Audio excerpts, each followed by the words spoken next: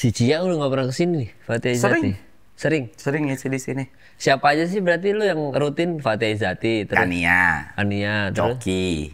Oh, Coki juga. Iya, Terus Jerome rajin. Lumayan. Oke. Ada skalanya. Terus yang punya Humans parfum, Rizky. Itu siapa ya? Rizky namanya, Rizky Alwi. Oh, siapa sih Instagram? Gue penasaran dari kemarin tuh yang Humans Rizky siapa? Rizky Alwi. R-I-S gitu. Rizawi. Riza, pakai Z ya? Iya. Rizawi. Wah, itu kaya banget sih pasti ini orang. Riza Winaldi. Rizarwi. R-I Rizar, pakai R. Rizar. Oh, ini dia sadap. Was. Udah follow gua anjing. Oh iyalah, siapa yang nggak follow Kemal di dunia? DOG. DOG of everything. Anjing. Wah, ini dia ini pasti syuting dulu kan ini kan? Foto juga sih lu enggak lagi. Oh enggak ya. Kalau sinematik gini nih malah ke project nih. Oh enggak, ini direct Mas Gibran nih. Sebenarnya sadap. Oh iya aslinya tuh kayak gitu. Sebenarnya kita di belakang masjid gitu. Masjid yang rapper. Oh iya, bukan Gibran Wapres AI kita ya. Oh ini nih. Udah lu follow berarti. Nanti siapa itu? Rizky Rizarwi. Iya. Nanti gue follow abis ini deh. Oke, lu masih consider gitu ya kalau mau follow. Karena gue iri, dia tuh orang sukses anjing. Lalu kan juga. Iya, amin ya Allah. Ini orang pasti super kaya ini. Gue harus belajar sama dia tuh. Ilmu menjual parfum ini. Nah, justru gue mau belajar sama lu sekarang nih, Mal. Kayak gimana bertahan di industri dengan cara seperti itu aja gitu. Bertahan di industri. Oh, ini udah mulai nih ya? Dari tadi sih, yang itu masuk kan barusan tadi masuk ya? Sorry nih Rizarwi. Gua iri nih jujur. Tapi dia orang pintar emang. Iya, dia orang pintar ya. Umur seumuran kita?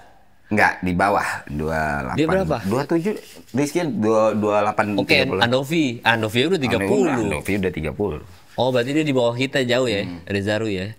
Iya, tapi gue disclaimer dulu nih buat teman-teman yang lagi nonton sekarang. Ini pasti episode yang banyak yang tidak suka ya, karena gue tuh nggak tahu ya, gue haters tuh sebanyak itu nih sekarang nih gara-gara stand up fest, gara-gara podcast hancur, kayaknya banyak nih haters. Oh gitu. Ya jadi pasti ada yang ngomong gini, gue kalau Kemal skip gitu. Kenapa lu ngerasa insecure banget gitu, Mal? Nggak, karena di beberapa podcast yang gue jadi bintang tamu emang banyak yang bilang kayak, wah Kemal kosong nih gitu tuh. Oh, Kemal nggak ada isinya nih gitu. Atau enggak, banyak yang nggak suka cara ngomong gue sih. Kayaknya ngomong gue annoying dah. Nah itu enggak lah, gue berkali-kali bilang salah satu tempat podcast yang paling gue nyaman tuh Kemal sih gue.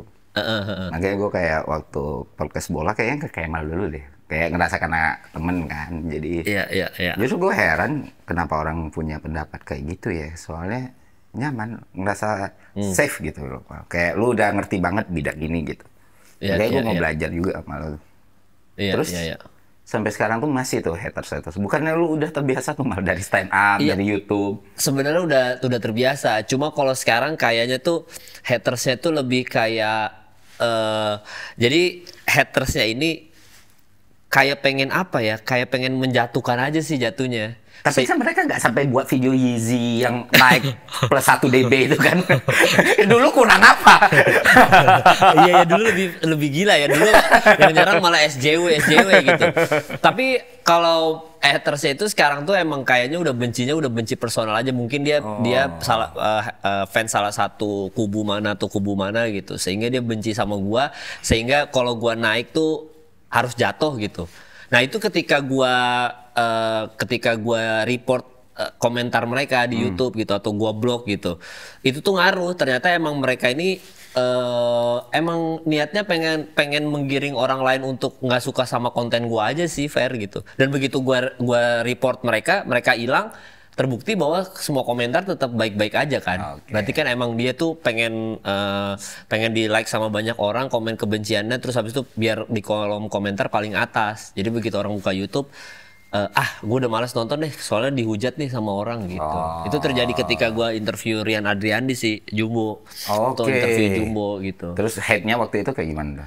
Ya hate-nya kayak lebih ke kayak, kan gue di situ debat Sakatupu kan, satu kakak 7 ponakan gitu. Dan Rian tuh kan saking pintarnya apa yang dia omongin itu benar gitu.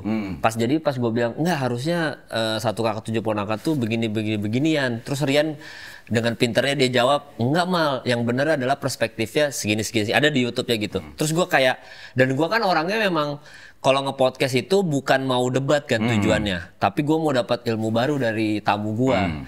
Jadi kalau misalkan tamu gue itu ngoreksi, gue ngerasa oh ya emang lu apa yang lu omongin benar gitu. Gue bukan tipikal yang debatin orang.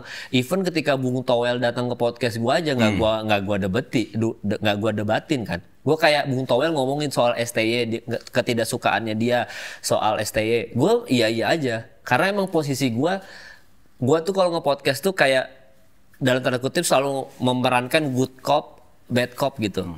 Jadi biarin gue yang jadi bad copnya, biar tamunya jadi good copnya, sehingga analisis gue yang setengah matang ini akan dimatangkan oleh tamu gue gitu, Fer. Jadi tamu gue bisa mengeluarkan seluruh kepintarannya dia di podcast gue gitu. Potensinya ya. Iya, potensinya. Gue nggak mau debatin kayak apa ya, misalkan ya film Satu Kakak 7 Ponakan itu nggak terlalu dragging. Ya kalau menurut tamu gue, enggak Mal, itu udah paling pas. Ya benar, berarti paling pas. Kecuali segmennya emang segmen debat kayak gue sama Timothy yang ngelantur Indonesia. Itu kan segmen debat.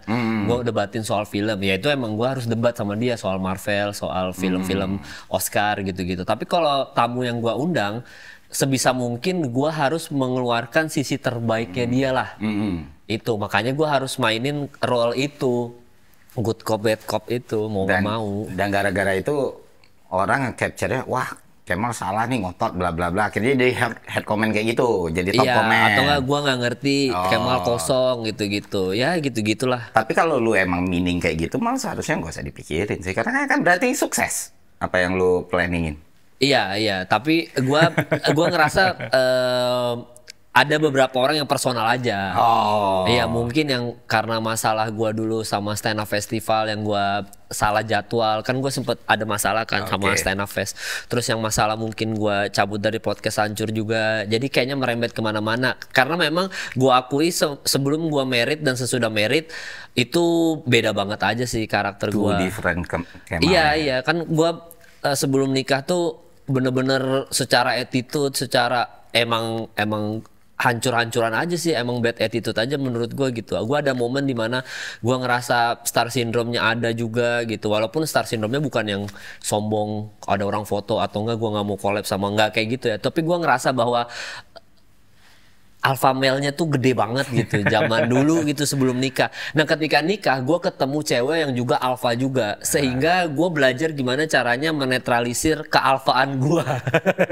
Gue gak tahu kalau itu mungkin kan lu 10 tahun dan nikah, Fer, jadi mungkin lu lebih dulu juga lu mungkin alpha banget, ketemu bini lu yang juga, gue rasa bini lu juga cukup alpha sih, sehingga lu bisa neken ego lu lah gitu. Berarti kalau kata orang, ketika lu bisa menjadi sosok yang lebih baik, ya lu menikah dengan orang yang benar. Kalau lu makin buruk, lu menikah dengan orang yang buruk, kan gitu doang kan. Jadi lu ngerasa sekarang lu menikah dengan orang yang benar. Ya, gue merasa kayak gitu karena gue as a person dan attitude gue jauh membaik semenjak nikah sama bini gue yang sekarang. Berantemnya banyak, wajar aja sih, kalau rumah tangga kan nggak mungkin nggak ada berantemnya. Tapi berantemnya itu karena itu alpha ketemu alpha, gue ngerasanya. Jadi ya udah clash aja, sehingga gue di situ latihan meredam ego aja sih, gitu-gitu. Jadi nggak ada lagi tuh Yeezy gue udah siap yuk. Ya, ya mungkin ya sebenarnya sih ada-ada aja mungkin ya. Ada aja. Cuma yang makin kesini tuh kayak ngapain sih gitu. Nah itu yang gue mau tahu, lu tuh ngapain sih waktu itu tuh? Iya. Karena se-proud itu punya Yeezy waktu itu mah. Enggak, jadi awalnya kan kalau Yeezy itu kan sebenarnya gara-gara Jovi kan. Dulu kan gue satu apartemen sama Jovi kan. Bener-bener satu lantai gue, Fer, di Rasuna. Gue bener-bener satu lantai 18. Ini gue di kamar, keluar lift tuh langsung kamar gue. Habis itu belok kanan itu tempatnya Jovi. Jadi gue selalu sama Jovi tuh saking dulu sedekat itu ya. Sampai sekarang masih. Enggak, sekarang juga masih lah. Gue kan kuliah bareng. Dan kebetulan di Jakarta Pusat. Jadi gue sama Jovi Akamsi sini nih, Akamsi Cikini kan.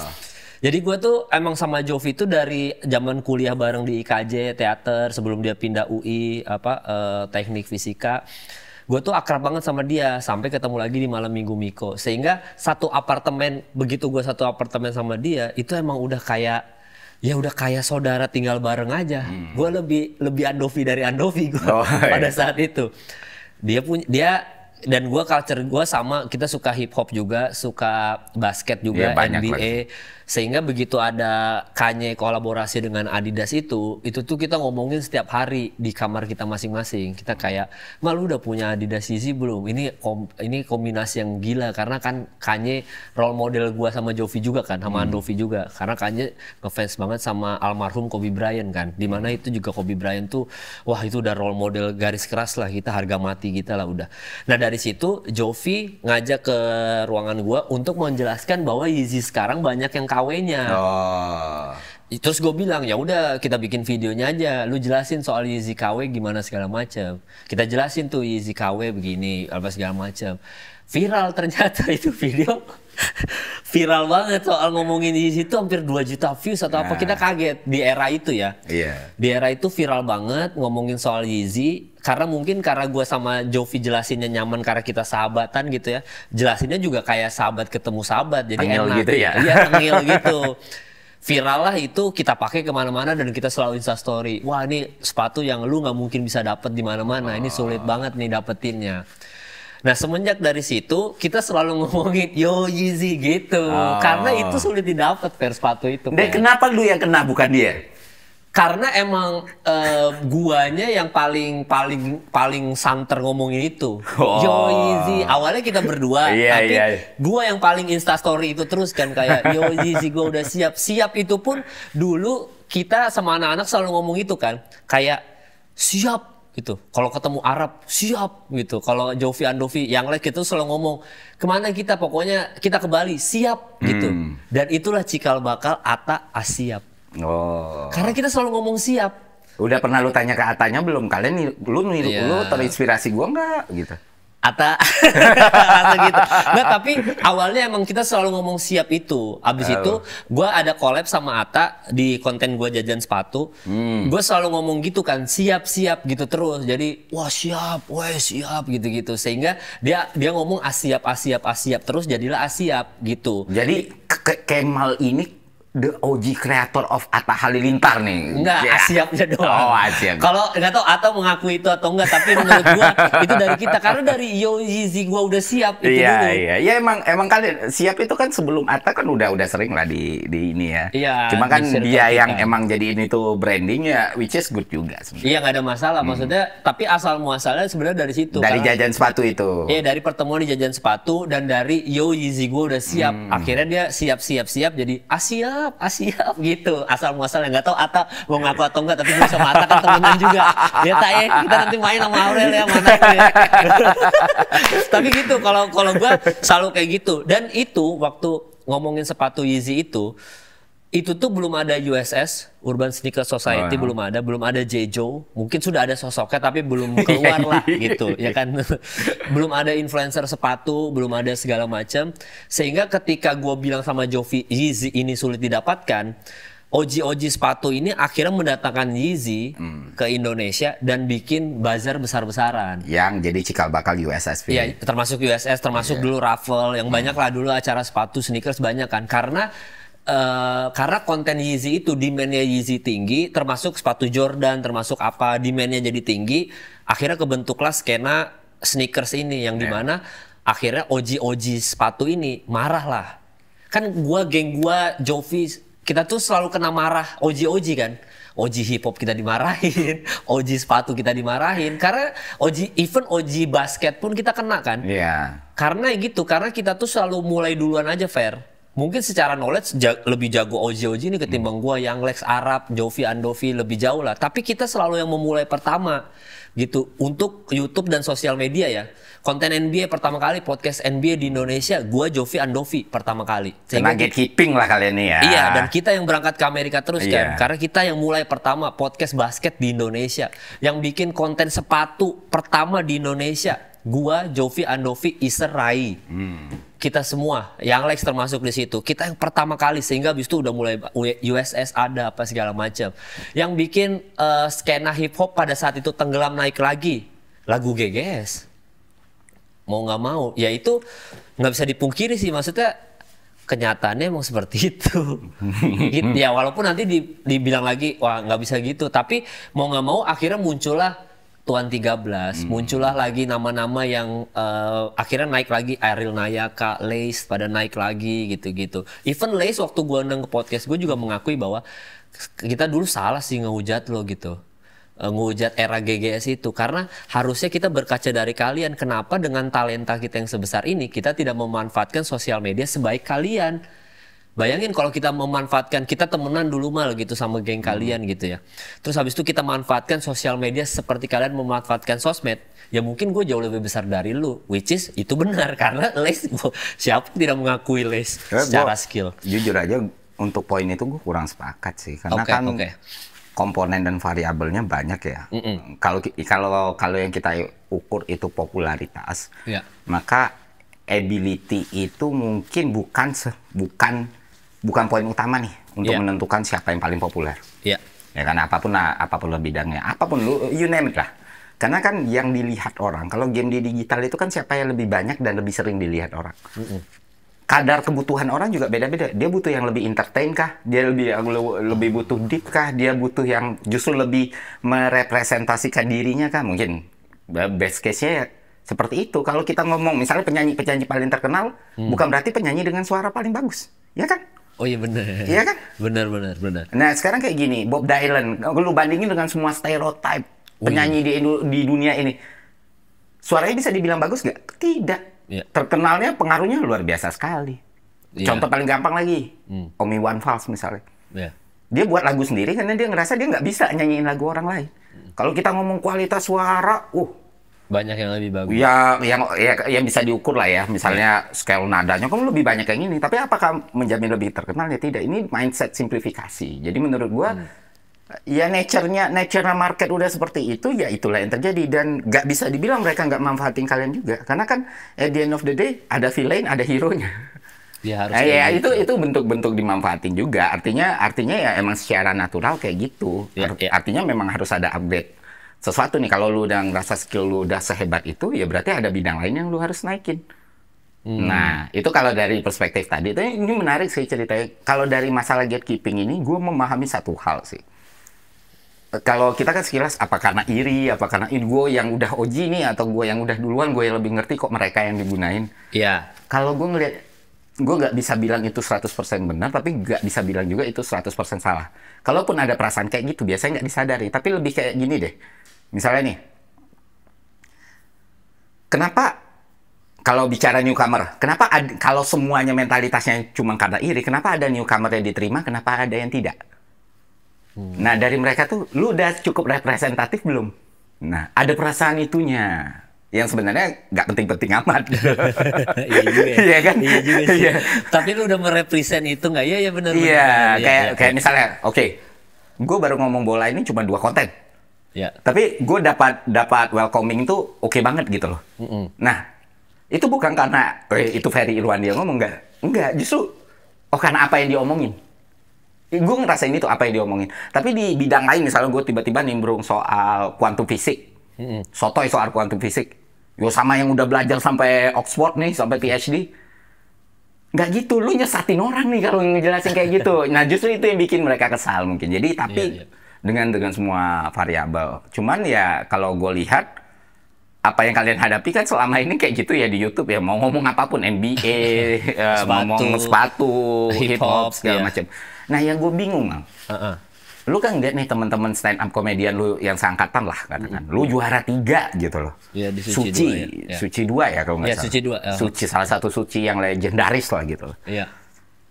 Dan lu lihat nih, lu juga stand up komedian ya salah satu yang pertama dapat kontrak film, bikin film mungkin yang pertama, bahkan lebih dulu lu daripada Ernest Panji. Kan kalau Ernest Panji gitu. Ernest Panji yang terinspirasi dari gua itu tolong digarisbawahi itu. Nggak, tapi Ernest Panji mengakui itu sih. Kalau Ernest ngomong ini gue gara-gara Kemal nih kata dia. Nah, sekarang mereka udah di situ tuh. Gue masih di sini aja gitu. Enggak, bukan gitu. Tapi itu benar, Panji, Ernest, filmnya loh. Segala macam jadi produser, udah punya ini. Ada nggak bit of kayaknya harusnya gue tetap di sini, nggak ikut geng-geng YouTuber ini gitu. Kenapa lu malah waktu itu switch-nya ke YouTube? Iya, gue inget tuh lu pertama nongol di YouTube kan sama G ya, G Iya, atau sama Jovi. apa YouTubers versus comedians ya? Iya, itu pertama kali. Iya. Kenapa lu, wah ini nih pet yang gue ambil, padahal dulu gue ngerasa lu sebagai stand up comedian tuh yang gitulah. Iya, iya, iya. Gak lucu-lucu banget lah kayaknya. Iya, Tapi gue parah tonton lagi, lucu aja. Kayak gitu kan. Apalagi special show lu terakhir yang di-upload di lucu sebenarnya. Kenapa lu nggak di stay di situ gitu?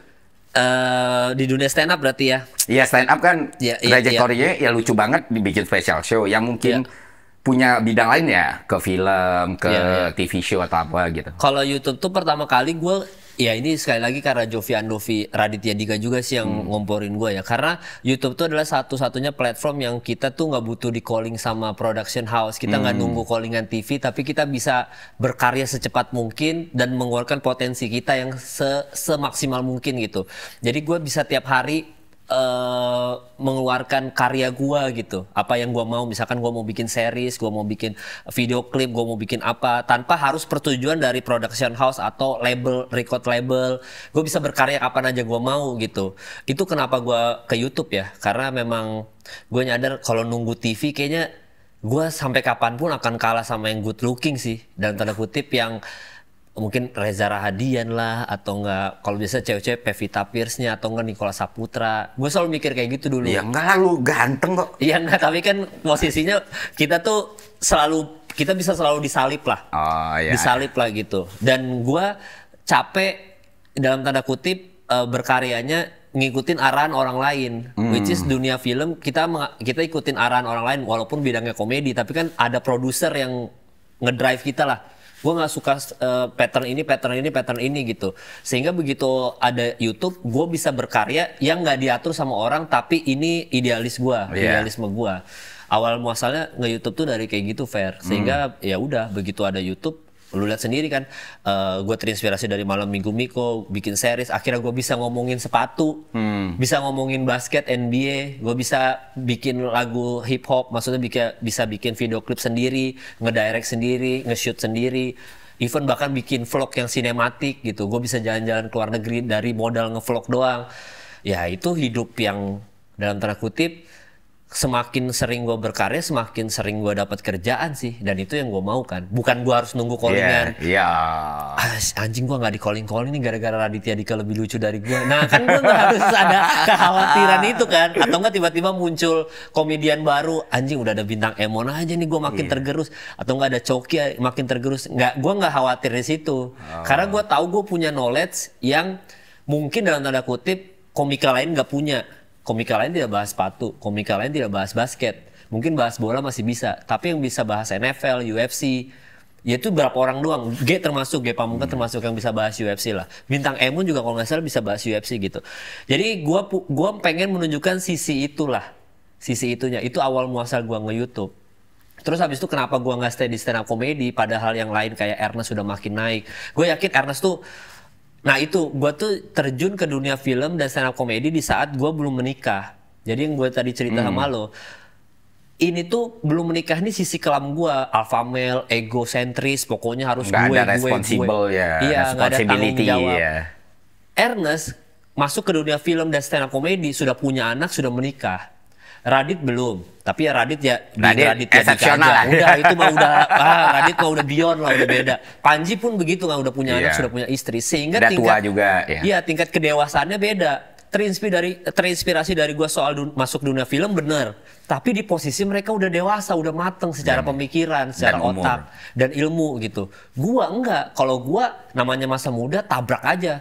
Pokoknya ceritanya yang penting gue harus orang pertama deh gini, yang bisa ngedirect gini, selain Raditya Dika gue harus gue gitu, apa harus gue gitu, sehingga maju dulu tanpa knowledge yang siap, tanpa kematangan gitu, tanpa tanggung jawab, hancur berantakan. Padahal lu ikut di komik iya gitu. Padahal gue ikut, tapi gue tanpa itu semua, jadi makanya gue jadi mereka yang lebih naik. Dan gue yakin kalau gue misalkan baru mulai di sekarang nih, ketika gue sudah menikah, bisa kok gue sampai di titik mereka gitu. Ya mungkin titik bounce back-nya sekarang kita nggak tahu ya, karena gue sekarang hidupnya ngalir aja. Cuma kenapa gue tidak stay lagi di dunia stand up comedy, karena Ya itu dia, gue tuh makin pas kena banyak masalah dulu-dulu, entah kenapa gue makin, ya ini agak munafik ya teman-teman yang lagi nonton, gue juga agak, gue bukan orang yang hijrah 100%, enggak, gue juga masih banyak dosa lah intinya gitu. Tapi makin gue melakukan banyak kesalahan, makin sering diserang orang, entah kenapa makin deket lah gue sama agama gitu. Gue jadi kayak merefleksikan diri gue kayak, apa kesalahan gue ini udah sejauh ini ya? Apa emang gue manusia udah sejelek itu? Sehingga gue makin mendekatkan diri ke agama. Ketika gue makin dekat dengan agama, entah kenapa gue tuh ngerasa stand up comedy itu jadi banyak mudorotnya buat gue. Oh, ada pula alasan itu Iya, tuh ternyata ada. Karena mungkin cerita storytelling gue lebih-lebihkan dari cerita aslinya untuk meningkatkan kelucuan atau enggak demi nyari punchline, nyari sesuatu yang ini. Sehingga gue ngerasa stand up gue yang dulu-dulu kayaknya banyak dosanya deh gitu. Karena kan di agama nggak boleh tuh kita menceritakan dari cerita asli kita lebih-lebihin demi lucu-lucuan dan demi Dan itu ketawa. lu akuin, lu lakukan waktu itu? Iya, waktu zaman dulu gitu. Kan gue dulu absurd banget kan kalau stand up kan. Nah, gue coba membenahi diri gue ketika tahu itu dengan mencoba storytelling. Ketika gue 2019 sebelum COVID gue bikin stand up sendiri lagi, stand up spesial. Itu even Rian, Panji, Ernest tuh cerita ke gue, dia bilang, anjing malu pas keluar stand up beda juga ya. Gue ceritain soal Justin Bieber, gue ceritain tentang pengalaman umroh gue, pengalaman gue bikin lagu GGS. Nah tapi gue sadar bahwa ketika gue storytelling, gue harus punya kisah hidup sebanyak itu, Fer, baru jadi stand up spesial. Dan itu salah satu yang terbaik yang gue tonton dan gue nikmatin semua episodenya tuh, apalagi lu di-upload Justin Bieber tuh lucu banget. Iya, gue ceritakan soal Justin Bieber, pertemuan gue soal Justin Bieber. Jadi pertemuan tuh seakan-akan lu dinner ya sama dia. Bayangin gue samping-sampingnya deh, Justin token. Itu pertemuan sih jatuhnya. Karena gue bener-bener sampingan. Nah jadi gue dari situ ngerasa. Nah sementara makin kesini hidup gue tuh makin deket sama rumah tangga, sama pernikahan. Nah gue nggak nyaman menceritakan kehidupan personal gue, dan itu pun tidak pernah gue lakukan ketika gue nge-YouTube kan. Mungkin kalau dulu Atta, Ricis, dia selalu ngupload soal kehidupan personal dia, sehingga udah nggak ada boundaries lah antara netizen dan kehidupan personal dia gitu. Nah kalau gue kan sama Jovi, Andovi, Chandra, kita tuh anti, Fathia Izati, kita anti banget menceritakan itu kan. Kita jaga-jaga lah, kita jaga. Kalau ngevlog ya udah, ngevlognya emang kebutuhan ketika kerja di luar negeri, ketika kita liputan ND atau berangkat ke Jepang untuk Toyota yang kayak gitu-gitu kan. Kita sangat anti banget. Nah pas stand up rata-rata komika sekarang banyak menceritakan rumah tangga mereka, kehidupan sama istrinya di rumah seperti apa, ngurus anak seperti apa. Gua nggak nyaman dengan itu, Fer. Akhirnya gue bingung, kalaupun gue harus stand up lagi, gue harus observasi. Nah, gue takutnya observasi gue tidak selucu Panji, tidak selucu Gilang Baskara, gue mungkin tidak selucu Adriano Colby yang lebih jago observasi gitu. Karena gue storyteller gitu. Itu yang makanya gue sekarang mikir, kalau gue mau stand up lagi, supaya ibarat tidak menyalahi agama, sulit, abu-abu banget ranahnya, abu-abu gitu. Padahal bikin ketawa juga di agama kan sebenarnya nggak apa-apa kan. Ini kan basicnya prinsip ya berarti. Iya prinsip, makanya gue pikir buat sekarang ya coba jadi host podcast aja.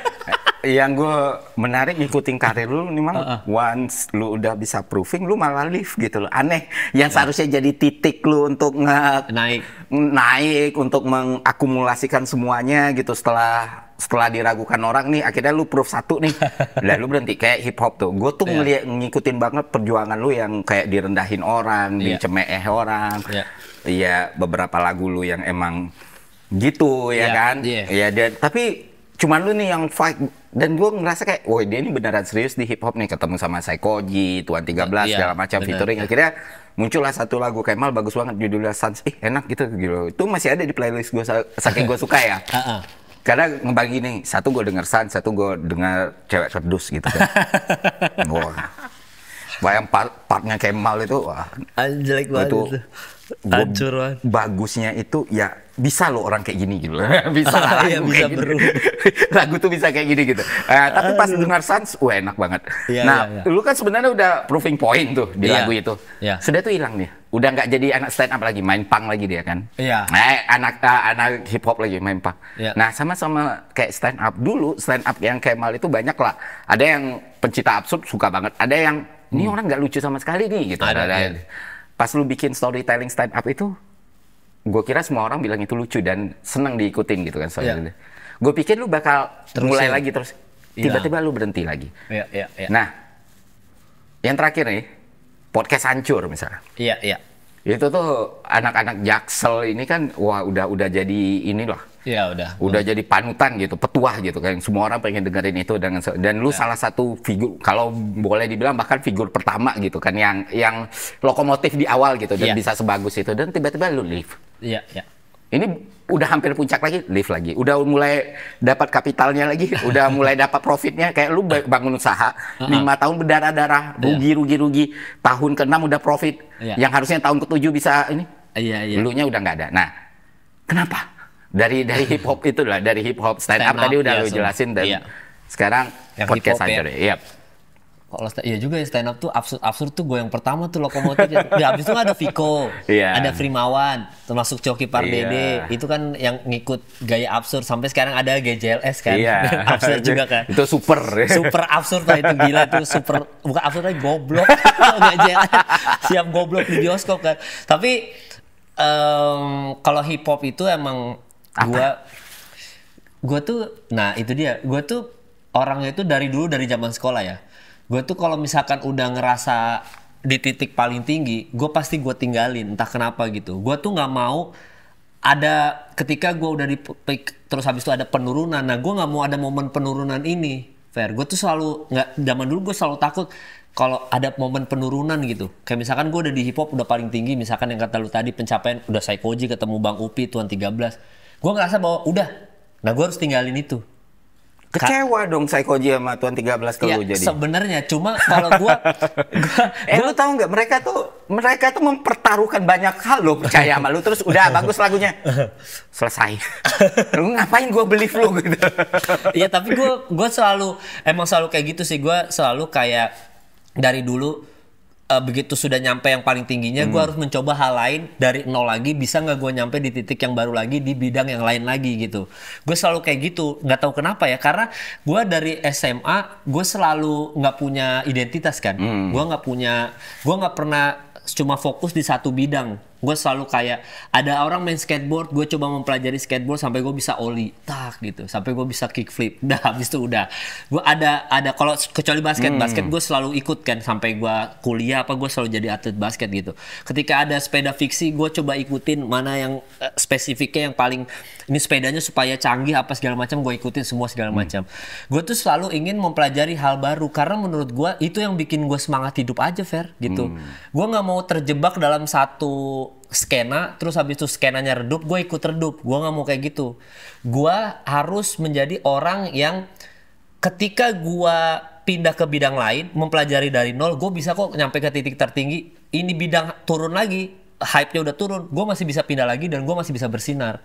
Dan itu sebenarnya Raditya Dika juga ngajarin bahwa lebih baik kita investasi ke knowledge dan Kemal Palevinya namanya. Jadi ketika misalkan let's say YouTube udah tutup gitu, pindah ke apa platformnya, orang yang nonton Raditya Dika akan ikut Raditya Dika terus kan. Joko Anwar, orang yang udah investasi kalau Joko Anwar yang ini, orang akan terus ngikutin Joko Anwar. Itu sebenarnya yang gue lakukan, Fer. Investasi ke nama aja. Jadi kalau misalkan di hip hop udah paling tinggi, ya udah gue nggak apa-apa deh, gue coba yang punk gitu. Misalkan yang walaupun musik punk dari dulu gue juga suka ya, tapi begitu gue di punk, bisa nggak ya gue naik nih? Gitu. Kalau gua nggak bisa naik ya udah gitu. Tapi kalau gua bisa naik ya udah, gua akan pindah lagi ke genre yang lain. Tapi genrenya selalu berhubungan sama yang gua ngerti juga, basket, hip hop, musik punk. Itu kan zaman kita sekolah kita nggak suka Sum 41, Blink-182, Green Day kan. Gua nggak pernah tiba-tiba ke dangdut. Gua nggak pernah tiba-tiba ke apa namanya, ke musik pop. Gua nggak pernah. Tapi selalu bidang gua. Nah makin kesini gua nyadar bahwa ternyata apa yang gue lakukan ini itu memperkuat niche market gue, yang dimana di tahun 2025 ini konten kreator yang bakal naik adalah konten kreator yang makin niche, ya kan, pasarnya makin niche. Siapa yang bilang itu? Ada konten kreator luar, gue lupa namanya siapa, tapi sekarang di 2025 ini orang itu mencintai niche market karena semakin banyak podcast yang kolamnya besar atau enggak konten yang kolamnya besar, sehingga orang itu udah capek aja kayak Misalkan podcast semuanya interview artis-artis. Cinta Laura ngomong di sini sama Cinta Laura ngomong di sini, Cinta Laura ngomong di sini sampai orang udah capek. Kayak gue capek deh Cinta Laura. Sehingga orang nyari mana ya podcast mancing, mana ya podcast UFC, misalkan gitu. Jadi ke niche market. Nah, kemampuan gue loncat-loncat itu memperkuat knowledge gue di bidang yang lain sehingga gua bisa mempelajari dengan cepat bidang-bidang yang baru gua pelajarin. Misalkan kayak UFC, itu kan bidang baru kan buat gua. Tapi karena gua sudah terbiasa hip hop, gua loncatnya ke sini, dari sini gua loncat ke sini. Gua mempelajari lagi dari nol kan. Jadi gua mikir terus, otak gua dipakai buat mikir, oh ternyata musik punk harus begini, ternyata hip hop harus begini, ternyata ngurus sepatu harus begini. Dapat knowledge lagi dari OG kan, gua samperin OG-nya. Dapat knowledge baru. Nah, gua selalu mempelajari hal baru. Jadi ketika ada UFC, ya gua belajar lagi dari nol dan langsung cepet bisa. Akhirnya gue mempelajari itunya sih gue sih. Jadi gue orangnya nggak mau terjebak di satu bidang. Nggak tahu kalau menurut itu negatif atau enggak ya. Tapi itu gue selalu itu sih cara dari lu bertahan di industri ya. Itu dia cara gue bertahan di industri. Misalkan let's say Arab itu salah satu orang yang bisa bertahan di industri. Jovi Andovi mungkin gue nggak tahu dia bertahan di Indonesia atau enggak. Tapi kalau kita lihat case-nya misalkan Chandra Liau gitu, case-nya paling dekat sama kita ya. Atau enggak Young Lex ketika hip hopnya sudah turun dan akhirnya orang nggak dengerin musik hip hop lagi, dia ikut turun kan. Sampai dia bingung mau ngapain, apa gue jadi gamers, apa gue Bitcoin gitu. Jadi apa bingung jadi kan. DJ. Apa jadi DJ sekarang kayak gitu-gitu. Canda juga termasuk yang mungkin dulu rajanya sinematik, tapi begitu semua akses gampang sekarang, orang bisa belajar sinematik cuma dari YouTube doang, bisa belajar DaVinci Resolve cuma dari YouTube, akhirnya banyak Chandra Liau yang lain kan, akhirnya dia turun juga kan, terus dia mau ngapain sekarang? Nge-podcast juga kan akhirnya gitu, tapi udah telat gitu. Nah sementara kalau gua, sebelum itu turun, gua harus pindah kapal dulu, gitu. Kalaupun nanti kapal ini naik lagi, gua udah punya ilmunya, Gue udah belajar dari Seikoji-nya gitu. Gue udah belajar dari Tuan 13-nya. Gue selalu pindah kapal dulu. Itu cara gue bertahan di industri. Dan itu juga yang dilakukan sebenarnya sama Reza Arab Octavian menurut gue. Gitu. Jadi ya gitulah kurang lebih lah. Cara gue bertahan di industri itu kayak gitu. Pindah kapal secepat mungkin gitu. Sebenarnya nggak ada yang salah sih Mal. Cuman dalam prosesnya aja yang akhirnya menjelaskan kenapa lu sering kena gatekeeping atau kenapa lu sering diinin sama OG or something like that. Yang dari proses yang lu ceritain adalah ada sekali lagi nggak salah, cuman ada missing variable nih Mal. Pertama, lu belajarnya, lu belajar berbarengan dengan proses lu buat konten. Artinya kan celahnya jadi banyak banget nih. Nah sementara kadang orang ngelihatnya kan siapa sih orang di dunia, not even me gitu loh, semua orang juga siapa sih yang benar-benar holistik melihat proses dari awal sampai akhir, kan mereka ngelihat produk. Iya benar. Dan akhirnya soto ini kayak mah gitu. Kok lu kayak gini sih gitu, hal-hal kayak gitu. Dan itu yang pertama yang bikin mungkin orang kayak lu ngapain sih gitu loh. Kalau emang lu gak suka kayak gini kan sayang yang suka gitu, gitu-gitu. Dan itu pasti ada, itu natural happen, dan gue nggak bilang itu benar atau enggak. Nah, misalnya kalau di hip hop, misalnya kayak contoh hip hop tuh, setelah lu ngadepin kayak gitu, terus ada orang yang yaudah deh, gue gue bentengin deh, gue bimbing deh, gue tuh deh, karena gue percaya dia benar-benar di sini nih. Nah, di situ ada lagi tambah variabel responsibility namanya. Tanggung jawab kan, tanggung jawab dengan the culture, the hood kalau di hip hop dan segala macam. Dan beberapa bidang kan memang segitunya ya, maksudnya segitunya menjaga hal-hal seperti itu, kita nggak bisa salahin. Nah itu yang mungkin jawab diskusi kita di awal, bukan salah atau benar, tapi emang dalam proses yang lu lakuin itu emang cara manusia bertahan hidup, dan evolusionernya manusia emang di situ. Emang kayak gitu, karena kita itu dibuat untuk beradaptasi kan, dengan semua situasi. Itulah skill set utamanya dari manusia. Cuman kalau misalnya itu menimbulkan pertanyaan lu, kenapa sih lu ketika masuk bidang tertentu harus ngadapin tantangan yang sama? Mungkin di situnya, dan bukan lu yang salah juga, karena lu genuine untuk mikir kayak gitu kan. Kayak belajar UFC dari nol, yang penting gue bikin kontennya dulu baru gue belajar. Iya, sambil belajar kan. Dan which is kalau gue pribadi ngelihatnya itu seru gitu loh. Sama kayak lu kalau ketika ngomongin film di awal nih, lu belum jadi sinetfil banget, tapi langsung lu bahas itu film kan. Jadi celah orang kan suka mendebat, orang suka diskusi lah. Wah nih ngaco nih Kemal, kok nggak baca lagi, kok nggak nguasain lagi segala macam. Jadi menjelaskannya seperti itu, tapi good sih menurut gue. Kalau yang gue lihat dari apa yang dipesan sama Radit itu, kenapa knowledge itu jadi investment utama untuk seorang storyteller?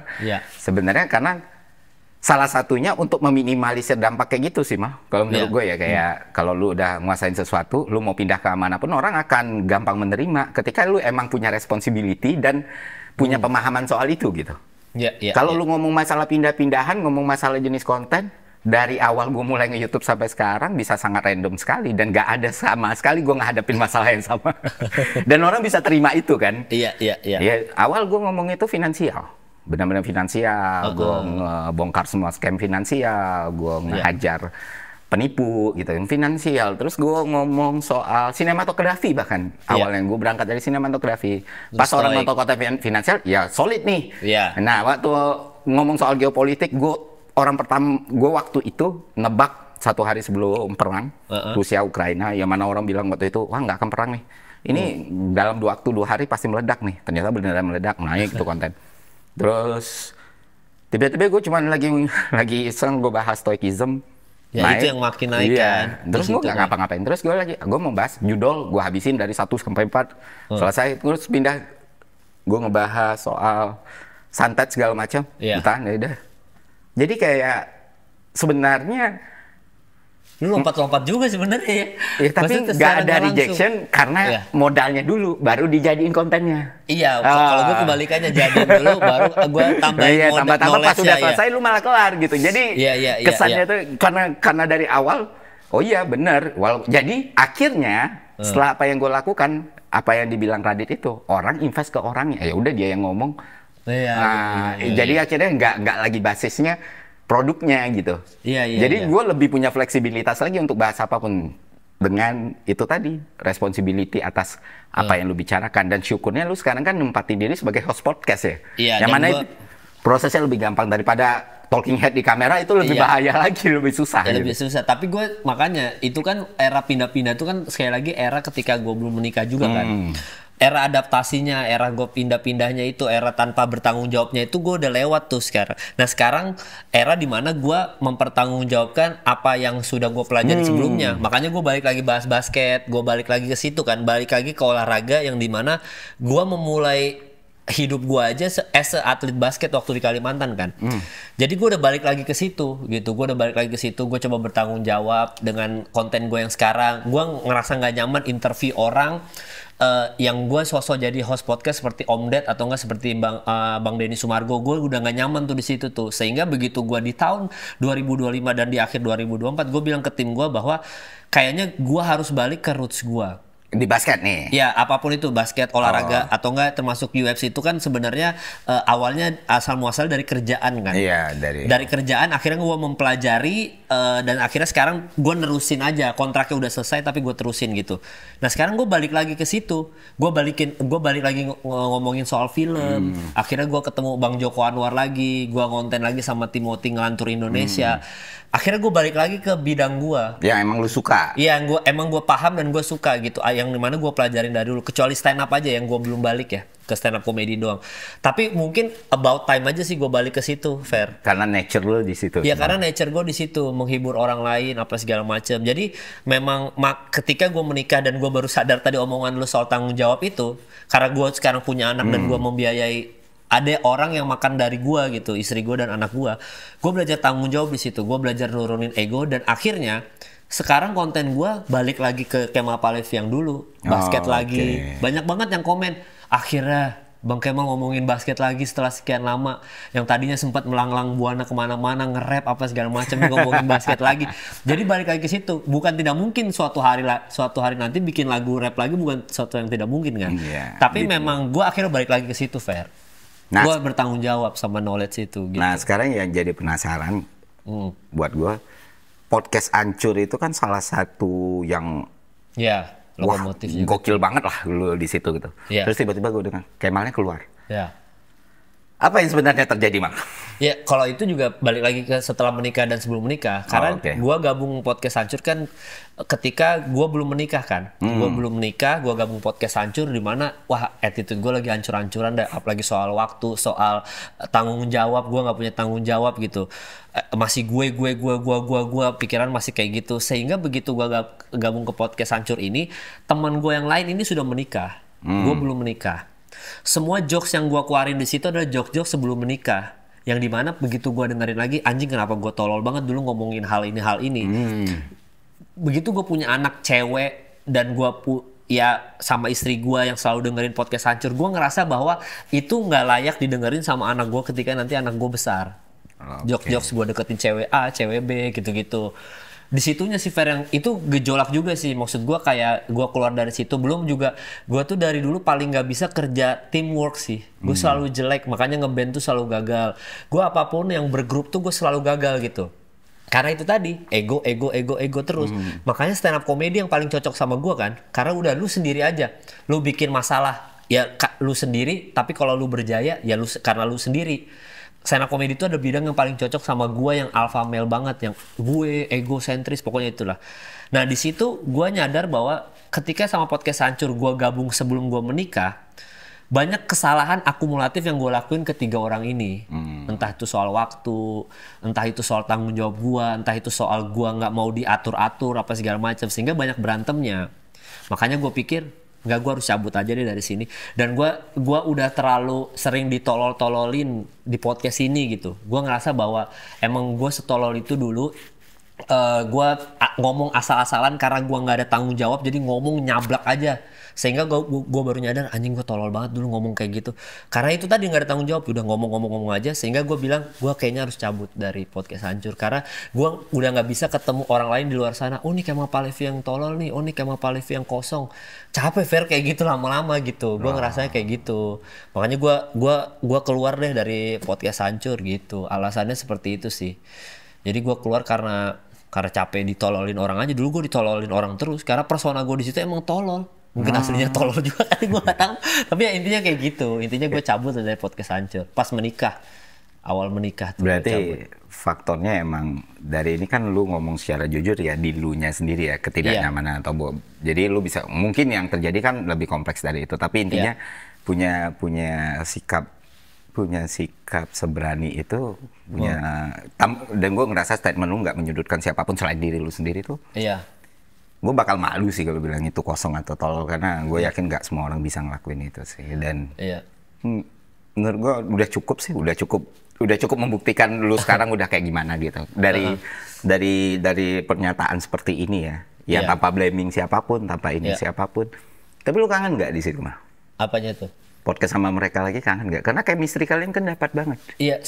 Bayangin dari 3 orang ini itu adalah teman paling lama gue sebenarnya. Gue teman paling lama gue ketika gue pindah ke Jakarta itu adalah pertama Ajis 2000. Ajis 2000 karena gue satu kampus IKJ. Gue sering bantuin Ajis 2000 presiden stand up Indo. Itu kita bareng-bareng dari awal. Itu teman gue terlama ketika gue pindah Jakarta.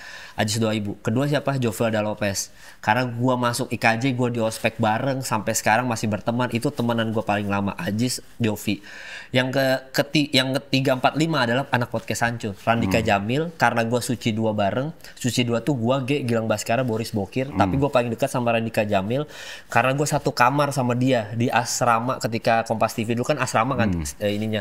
Terus habis itu Dias Danar, temen gue paling lama karena gue siaran di Gen FM, dan Patra Gumala. 5 orang ini, itu tuh teman gue paling lama di Jakarta, Fer. Yang paling lama. Baru ada Young Lex di situ, baru ada Andovi karena itu, baru ada Raditya Dika di situ-situ.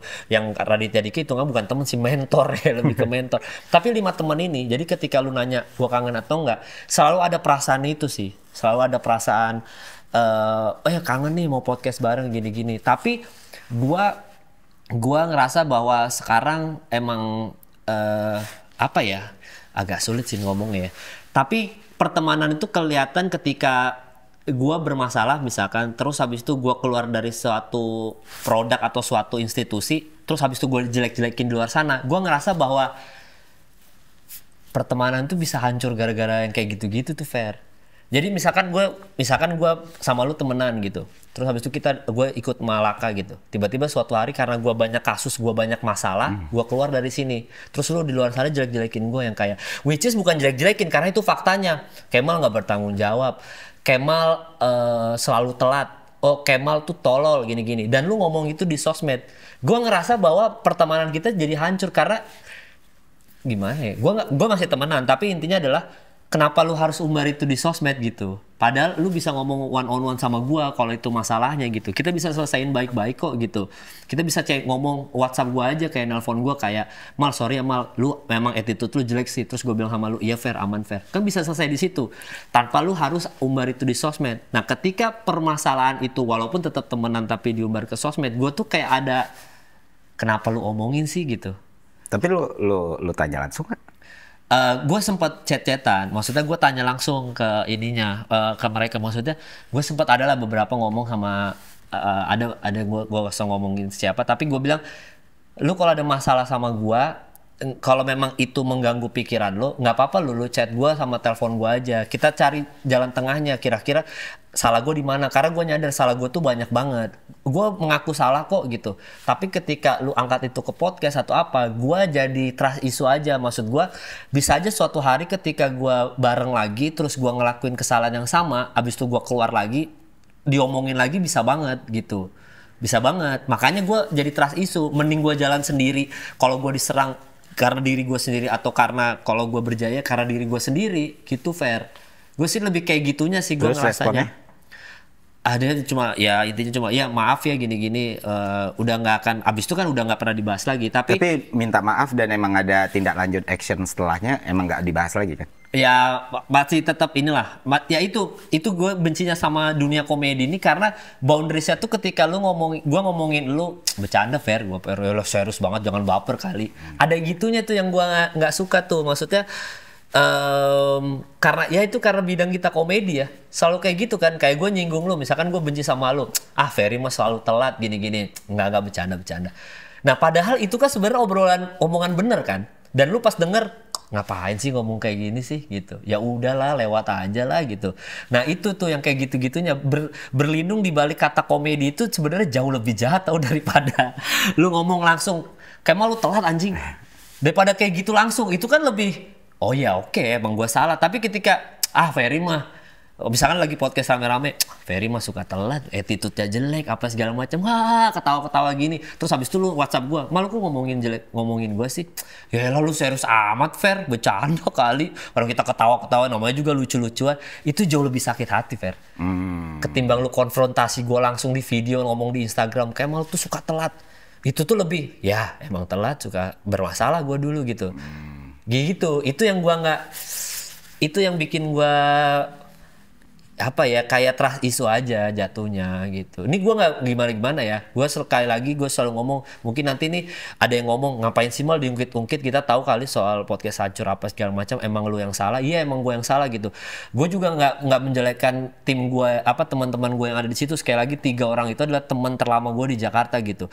Tapi gue nyadar kesalahan gue zaman dulu ya udah stop sampai situ gitu maksud itu aja sih yang gue ke situ aja sih kalau temen dekat mah harusnya ya itu terjadi juga ketika Coki sama Muslim sih gue sempat bikin konten soal Coki Muslim anak stand up juga ngomong ke gue mal kan bisa lu chat langsung Coki sama Muslim tanpa gue dulu pernah ada bahas soal gue benci sama Coki Muslim karena selalu ngomongin Atta Halilintar gitu padahal dia powernya besar banget untuk bisa ngatain, membicarakan hal-hal yang lebih krusial kayak gitu. Ngapain bahas Atta Halilintar terus gitu. Gue tahu trafficnya di situ, tapi ya nggak. Abis itu gue diserang, sempet ditelepon-teleponin sama anak stand up. Ya udah lu ngomong langsung aja mal harusnya. Itu pun terjadi ketika Sastra diserang kan. Jadi sekarang gue nggak akan langsung up di sosmed, tapi gue chat Sastra dulu. Gue bilang, Sas apa yang lo lakuin di Australia itu salah. Gitu-gitu. Lu cukup ini apa segala macam. Habis itu baru gue jadiin jokes. Tapi gue udah ngomong ke Sastra dulu. Kayak Sas, gue boleh nggak ngangkat lu jadi jokes nih ketika gue nge-MC sama Oza? Boleh bang. Di lampu hijau baru gue bawa. Gitu. Kayak gitulah. Nah itu kan dulu nggak kejadian kayak gitu, Fer. Ya berarti kan lu udah paham sebenarnya kan? Iya, maksud gue tuh bingung. Gue kan sering banget ngangkat orang di konten. Iya. Nggak ada gue izin, nggak ada apa. Iya. Tapi kan lu nggak kenal orangnya kan, yang lu angkat misalkan lu ngomongin siapa gitu. Deddy Corbuzier, orang yang invest di channel gua. Ya, tapi kan itu karena memang lu udah menyimpang jauh lah, itu mah udah beda pendirian aja. Kalau itu masa opini lah. Enggak, ini masalah mindset aja sih malu. Iya. Iya, nggak ada masalah kan, idea dibalas idea, argumen dibalas argumen. Iya benar. Opini dibalas opini. Gua bakal salah kalau ngatain, wah fisiknya atau ngatain kehidupan personalnya atau ngatain ini. Kalau bercandain mah bercandain aja, dan kalau ketemu pun nggak, wah lu kayak gini. Yang gue kenal Chef Arno, dia santai aja, dan setelah itu podcast bareng, setelah itu nongkrong bareng juga nggak masalah. Bahkan gue sampai harus mengedukasi orang gini loh. Digital itu lu anggap aja forum. Kalau di zaman dulu tuh lu ada kelas forum, ya udah lu balasin ini. Kenapa gue nggak nyaranin lu nyerang personal? Karena di situ kan justru seninya gitu loh. Di situ kan seninya kayak itulah yang bikin lu nya juga berkembang, orang yang lu serang juga berkembang. Jadi gue kayak, kalau gue pribadi ya, nah cuma kalau teman misalnya lagi diserang, teman gue yang diserang kan banyak, sering. Coki itu nomor 1 tuh. Ya pastilah itu mah, Coki mah udah gak usah ditanya itu mah. Atau Coki jadi orang baik, orang bingung. Kok Coki dicintai sih gitu, itu orang bingung justru. Padahal Coki itu salah satu orang paling ramah, paling sincere, paling inilah ya. Oh iya. Coki. Atau kemarin itu Total Politik. Oke, yang kena Bang Panji, temen juga gitu, mentor segala macam.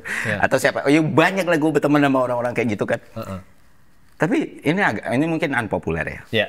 Gue mungkin ada mungkin ceritanya gue marah sama mereka, lu tuh harusnya ini, gue marah-marahin. Tapi gue ngerasa di momen kayak gitu, once lu kena, lu tuh sesimpel kayak temen lu nih, tahu nih temen lu, masa temen lu casing cloud sih? Masa masih pengen terlihat baik setelah lu tahu nih siapa gua, masa lu injek juga gua gitu. Nah itu yang nggak gua lakukan. Misalnya kayak gua bilang, misalnya katakanlah yang paling gampang lah, yang paling nggak usah kita confirm untuk ABCD, Coki misalnya. Coki ada problem gitu, wah orang nge-cancel dia, orang nyerang dia gitu kan. Terus gua biasanya di tag tuh, oh ini gimana sih temennya Coki? Gua sampai balas, lu nggak suka sama Coki dan lu pengen nyerang dia, silakan go ahead. Tapi jangan pernah ngajak gue untuk ikut nginjak dia di sosial media, cuma supaya gue terlihat lebih baik dari dia. Karena gue nggak pernah merasa kayak gitu. Di situ gue rasa yang sebenarnya sering kali orang di internet salah memahami. Jadi kayak misalnya temen lu, katakan siapa yang paling dekat sama lu sekarang gitu. Jovi deh, misalnya Jovi diserang. Nggak ada tuh keharusan lu ngebela dia di sosmed gitu. Dan juga nggak ada keharusan juga lu harus nginjak dia gitu. Ketika lu care ya lu tinggal ngomong, lu percaya aja gue temen lu, mau kayak gimana pun gue temen lu, tapi mungkin salah lu, besok lu jangan kayak gini. Tapi tenang aja, gue nggak akan pernah ikut-ikutan ini. Dan itu lu kalau digituin orang kan juga tenang ya. Kayak itu cara gue yang biasa gue lakuin gitu loh. Dan itu Om Ded itu udah beda tuh berapa kali, cuma gue selalu kayak gitu kok. Gue bilang, ini Om, wah salah lu Om, kayak gini ngomongnya. Dan kalau itu harus dikontak karena idenya yang mungkin beda gitu. Ini lo dijelasin. Cuman seharusnya, gue bingung. Itu yang banyak sekali gue bingung gitu. Ya itu itu membenarkan tulisan Schopenhauer lah sering. Jadi komedian itu justru mereka dengan perasaan paling lembut. Kalau gue ngelihat yang biasanya problem masalah ketersinggungan itu nggak jauh-jauh dari selalu komedian dari zaman dulu. Dari zamannya Sri Mulat, Ketropak Humor, sampai kalau ada isu atau ada drama soal sensitivitas, ketersinggungan segala macam, seringkali komedian di dalam situ. Jadi kayak mereka yang tertawa paling kencang biasanya menangis paling dalam gitu. Dan itu bukti intesis yang setiap gue denger kan. Gila ya, keras ya dunia komedi ini ya. Kerasnya tuh kayak karena orang paling lembut megang senjata paling keras gitu, paling bahaya. Makanya kalau ketika bercanda jangan baper lah, itu tuh lebih nyakitin tau daripada lu konfrontasi langsung. Dan itu gue bisa ngebedain pertemanan yang sehat sama enggak tuh dari kayak gitu-gitunya tuh, Fer.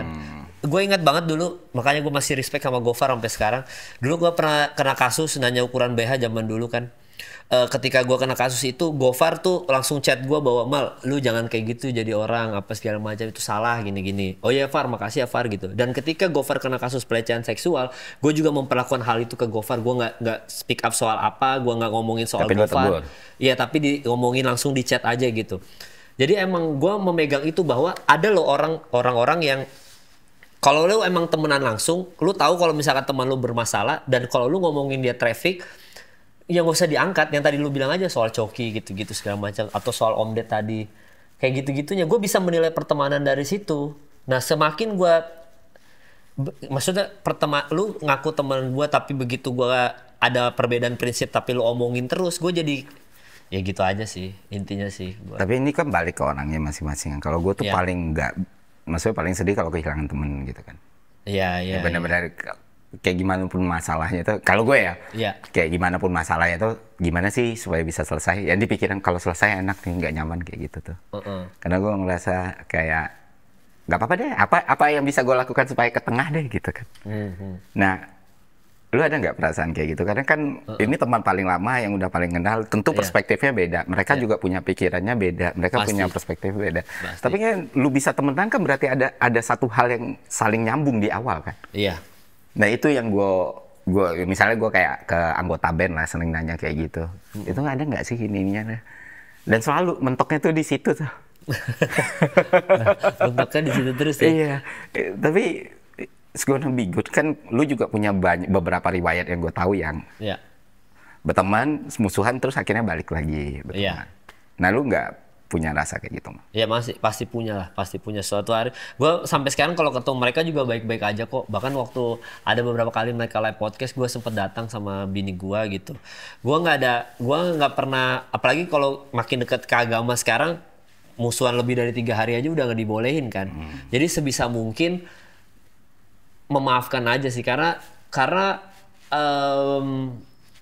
gue lupa, pokoknya ada satu cerita di mana dulu di zaman Nabi itu, di zaman Rasul, ada orang yang setiap dia dijamin masuk surga karena setiap hari, setiap bangun tidur dia selalu ngomong, semua orang yang berdosa ke gue, yang bikin salah sama gue maafin. Selalu ngomong kayak gitu, gue maafin, sehingga dia masuk surga tanpa dihisap. Intinya langsung masuk surga lah gitu.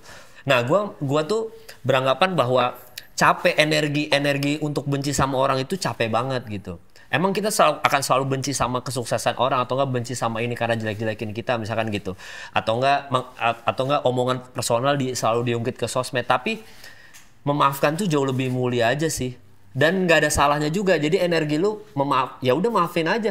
Sampai sekarang aja, sampai detik ini, siapapun musuh lu, Fer, lu juga gue pasti yakin, atau enggak netizen yang benci sama lu, pernah nggak lu ketemu langsung sama netizen yang benci sama lu terus lu tampol-tampolan? Kan nggak pernah. Ujung-ujungnya tetap foto sama lu, ujung-ujungnya tetap, bang gue tetap respect sama lu sih bang, walaupun beda pendapat tapi gue tetap respect. Jadi intinya adalah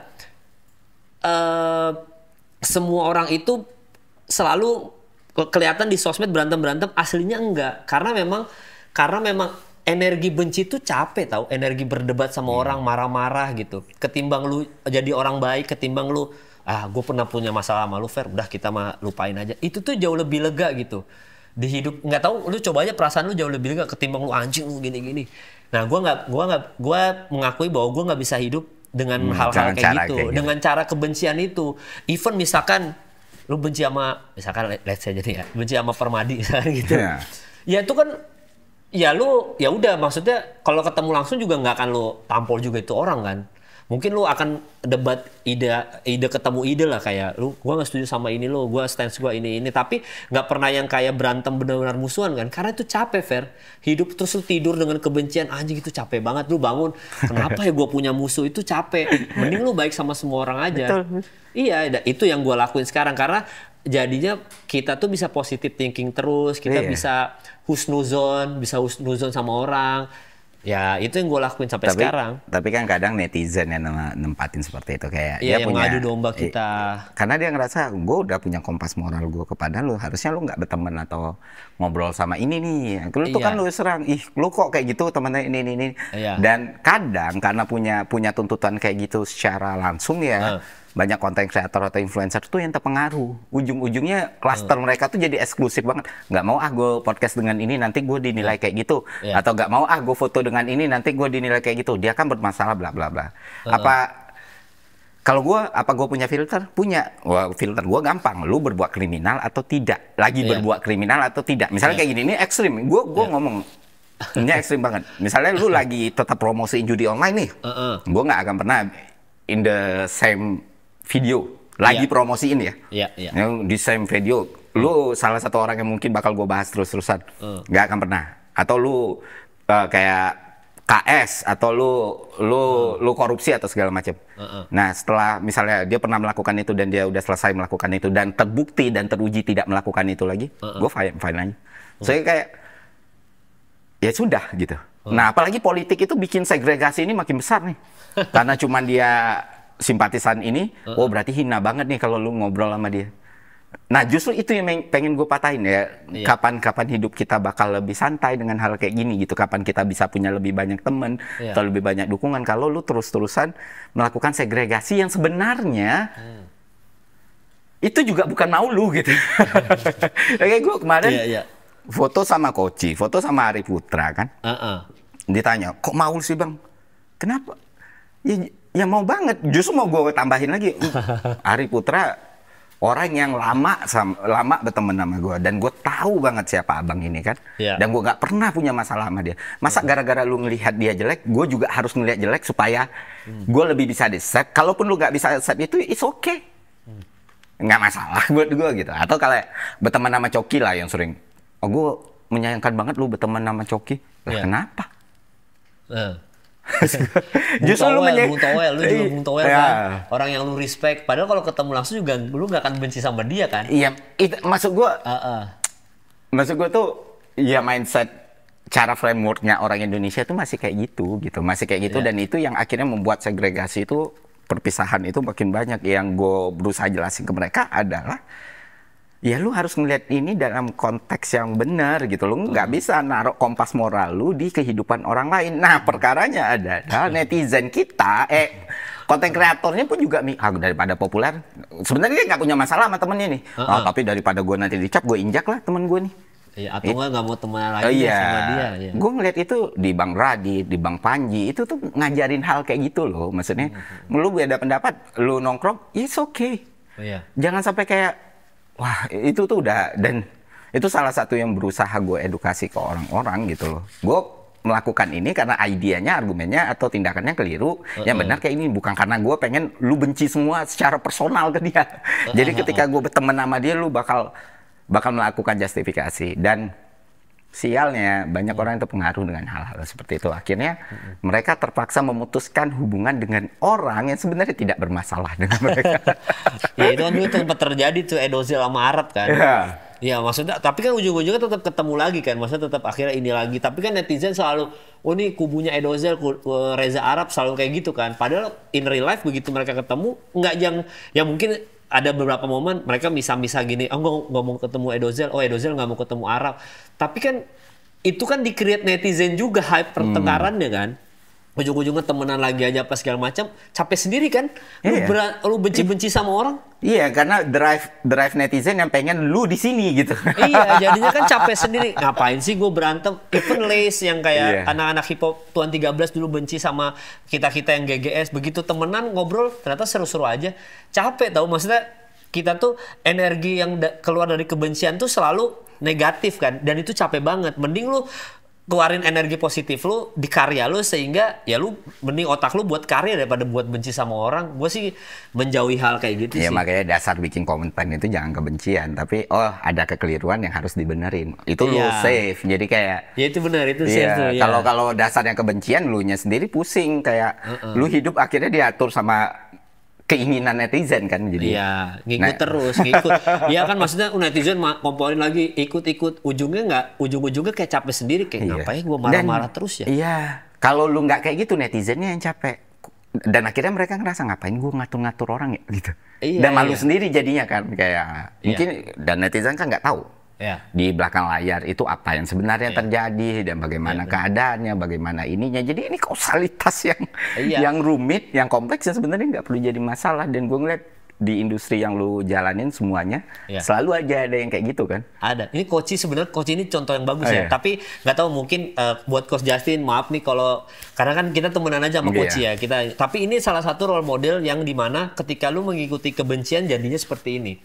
Koci itu kan orang yang keras, lu tahu kan? Keras ke netizen juga, bakal ditolol-tololin tuh netizen, dikardus-kardusin. Sehingga bisa ngomong kayak, nggak apa-apa gue nggak peduli soal ini, kelar tuh Madrid, yang penting handphone gue 2. Selalu gitu kan. Dia selalu sisi kebencian dan sisi energi negatifnya dikeluarin terus kan. Sehingga membuat orang segitu marahnya. Tahu titik tertingginya orang marah sama Koci apa? Memfitnah kan? Memfitnah Koci, dan ujung-ujungnya Koci harus lapor ke Bareskrim. Dia fitnahnya apa sih? Ya pokoknya fitnah soal STY apa gue lupa, pokoknya di Facebook sih yang paling ini sih. Gue nggak ngikutin gimana ya, tapi ini adalah salah satu contoh. Sekali lagi gue selalu respect sama Coach Justin, tapi ini ada salah satu contoh ketika lu mengikuti energi negatif dan kebencian, jadinya seperti itu. Orang sampai akhirnya Coach itu sampai mungkin dalam tanda kutip lupa diri bisa, gue yang penting punya 2 handphone. Selalu kayak gitu kan. Biarin aja orang hujat-hujat gue. Sampai akhirnya titik tertinggi difitnah sama orang. Dan Coach akhirnya harus lapor ke polisi. Itu kan ulah dari akumulatif ketika lu mengikuti kebencian lu kan. Itu. Makanya kebencian itu ujung-ujungnya titik tertingginya tetap bumerang buat lu juga. Mending ya tadi lu bener. Tadi apa yang lu bilang itu oke tuh yang lu bilang kekeliruan. Ya lu memperbaiki kekeliruan aja, bukan lu benci sama nih orang. Mungkin indikator bencinya ada, tapi lu harus meluruskan aja. Ketika meluruskan kan lebih positif. Jadi kayak gue sih nggak setuju sama Koci. Nggak setujunya karena apa? Karena begini. Lebih enak kan? Dan lu nggak benci sama dia, ketemu pun enak. Energi kebencian tuh kalau lu ikutin ujung-ujungnya sengsara. Makanya gue nggak pernah mau benci sama siapapun yang musuhin gue atau enggak siapapun yang gue bermasalah. Betul. Gue ketika bermasalah sama Stand Up Fest, gue salah jadwal, gue nggak datang Stand Up Festival. Apa yang gue lakukan? Gue dimaki-maki Ajis, tapi karena Ajis teman terlama gue dan gue tahu Ajis itu memaafkan orang, gue samperin Ajis kok. Gue foto sama Ajis 2000 langsung gue taruh di feed Instagram. Gue selalu kayak gitu. Ya jadi emang energi kebencian tuh ujungnya selalu nggak enak. Mending kita positive thinking aja. Dan sialnya energi kebencian itu kan nggak selalu dalam bentuk kemarahan ya. Dan segala kemarahan itu sebenarnya banyak kali marah itu muncul karena bukan dari kebencian, tapi justru karena sayang, karena ngeliat itu. Itu orang suka sulit bedain. Konteksnya Koci itu gue ngeliat kayak kita nggak pernah tahu tuh. Koci akhirnya membalas kemarahan karena kebencian dari awal, atau dia yang menyebarkan kebencian dari pokoknya itu kan sudah susah di track tuh. Udah lingkaran setan ya. Kayak waktu gue kemarin ketemu terus podcast itu, gue sama sekali gak ngerasain. Orang kan selalu bilang susah bang dong Koci, keras kepala pasti dia lo di ini. Terus dia cuma ngejelasin ini kan gue 2 HP ini kan gue satir ya, orang nggak nangkep tuh kata dia. Nah oke. Terus kalau yang nggak bisa dikoreksi, enggak kok, bisa kok selama delivernya oke, kayaknya aman-aman aja. Jadi kayak akhirnya stereotyping itu ketika gue ketemu nih dan dengan metode yang beda, ternyata nggak kayak gitu-gitu banget. Ada gitunya, tapi nggak gitu-gitu banget gitu loh. Dan ternyata enak banget diajak ngobrol gitu. Nah, si Koci lucu sih tadi. Lucunya tuh ya orang keras dengan dia gas lagi kan. Iya itu kan. Akhirnya sampailah itu ke puncak kan. Di fitnah itu sampailah ke situ kan. Tapi ya gitu. Maksudnya kalau hidup cinta damai itu udah paling, ya mungkin lu bener sih, masa ujung-ujung ajaran agama itu udah yang paling benar gitu. Kayak waktu Nabi Muhammad mengajak orang yang non muslim supaya masuk Islam kan bukan dengan kebencian kan, tapi dengan kebaikan kan. Cinta kasih ya. Dengan cinta kasih, maksudnya kayak ketika musuh perangnya beliau harus ini dirantai nggak, ini dibunuh nggak, apa segala macam, nggak, kasih mereka makan, kasih mereka tempat tinggal. Itu musuh loh yang ngebunuh banyak sahabat Nabi gitu. Itu aja tetap diperlakukan seperti manusia selayaknya manusia. Dari situ aja kita udah belajar lah. Kalau benci sama orang emang nggak ada. Semua nabi, ini karena ini ya, kalau salah benerin ya netizen ya yang lagi nonton. Semua nabi itu tuh masalahnya pelik banget. Jatuh miskin, kena penyakit, nangis sampai buta. Masalahnya tuh masalah yang tidak bisa dihadapi oleh manusia biasa gitu. Tapi kalau kita mikirnya dengan kebencian, nggak akan jadi orang yang benar, seorang nabi. Nggak akan ada nabi yang mengajarkan sesuatu yang benar ke kita gitu. Dan Nabi aja dengan cobaan segitunya aja bisa melewatin dengan rasa kasih sayang. Masa kita manusia yang nggak jauh dari kata Nabi, nggak setara pun tidak. Masa kita pakai kebencian? Nggak ada yang benci. Umat Yahudi aja benci. Iran, Israel aja genjatan senjata kan maksud gue. Ya kayak gitu, Fer. Itulah kalau hidup dengan kebencian mah capek. Ujung-ujungnya Donald Trump juga nyesel kan. Makanya Mal, ya udah sebagai penikmat podcast hancur, semoga lah cepat kelar dan menunggu reuni selanjutnya. Oh ya mungkin ada nanti, kita nggak tahu kapan. Ya udah.